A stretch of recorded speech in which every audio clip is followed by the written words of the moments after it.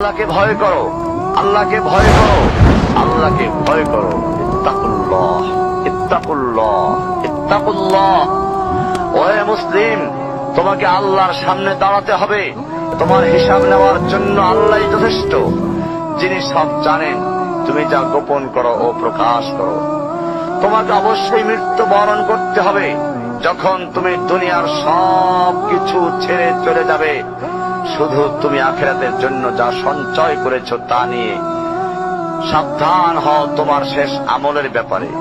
তুমি জানো না কখন তোমার শেষ মুহূর্ত। তুমি কি প্রস্তুত মৃত্যুর জন্য? তুমি কি প্রস্তুত কবরের সওয়াল জবাবের জন্য? তুমি কি প্রস্তুত ভয়াবহ কিয়ামতের জন্য, হাসরের ময়দানের জন্য, হিসাব নিকাশের জন্য, আল্লাহকে জবাব দেওয়ার জন্য, মিজানের জন্য? তুমি কি প্রস্তুত চুলের চাইতে সূক্ষ্ম, তরবারির চাইতে ধারালো পুলসিরাতকে পাড়ি দেওয়ার জন্য? ভয়ঙ্কর তুমি জাহান্নামের ভয়ঙ্কর আযাব থেকে আত্মরক্ষার জন্য কাজ করছো তো? যার ইন্ধন মানুষ এবং পাথর, যার আগুন ভয়ঙ্কর উত্তাপ সম্পন্ন কালো বর্ণের, যা হৃদয় পর্যন্ত জ্বালিয়ে দেবে, এমন উত্তপ্ত পানি যা নাড়ি ভুঁড়িকে বের করে দিবে। রয়েছে খাবারের হিসাবে জাক্কুম ও গলিত পুজ। জাহান্নাম অসম্ভব গভীর, ভয়াল জায়গা, কঠোর হৃদয় ফেরেশতারা নিযুক্ত, যেখানে শাস্তির মাত্রা বৃদ্ধির জন্য শরীরকে অনেক বড় করে দেওয়া হবে। চামড়াগুলো জ্বলে যাবে, বের হতে চাইবে, বের হতে পারবে না। মৃত্যুকে ডাকবে, মৃত্যু আসবে না। ভয়ঙ্কর শাস্তি যা অনন্তকাল ব্যাপী চলতে থাকবে। তুমি অগ্রগামী হও সেই চিরস্থায়ী জান্নাতের দিকে, যেখানে রয়েছে চিরন্তন সুখ। যা মন চাইবে তাই পাবে, যা আদেশ করবে তাই দেওয়া হবে। জেনে রেখো, দুনিয়ার চাওয়া পাওয়ার পূর্ণতার স্থান নয়। দুনিয়া চাওয়া পাওয়ার পূর্ণতার স্থান নয়। দুনিয়া চাওয়া পাওয়ার পূর্ণতার স্থান নয়।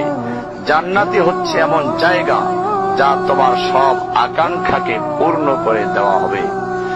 চির কিশোর সেবকগণ, চির যৌবনা সঙ্গিনীগণ, ফল মূল, গোশত, দুধের মধুর শরাবের নহর, উত্তম বাসস্থান ও বিছানা, চির আরাম, চির যৌবন, চির সুখ। অসংখ্য নেয়ামতের মাঝে সবচেয়ে বড় নেয়ামত হবে তুমি আল্লাহকে দেখবে। শুধু তোমাকে এটা বলাই যথেষ্ট মনে করছি, সবচেয়ে কম মর্যাদার যে জান্নাত লাভ করবে তা হবে দুনিয়ার 10টির সমান। সুতরাং হে মুসলিম, হে ভাই, আল্লাহ তোমার প্রতি রহম করুন। এই বার্তা তোমার কাছে পৌঁছার পর আশা করি তুমি তা তোমার পরিবর্তন এবং সংশোধনে যথেষ্ট হবে। গতানুগতিক চিঠি হিসেবে নিও না আমার এই পত্রকে, ফেলে দিও না। এটা ফেলে দেওয়ার নয়, আল্লাহর জন্য বলছি। এর দ্বারা নিজেদেরকে সংশোধনের চেষ্টা করো।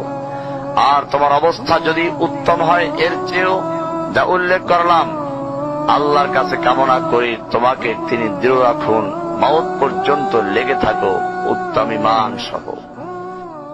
اقرأ أخيا ورتل القرآن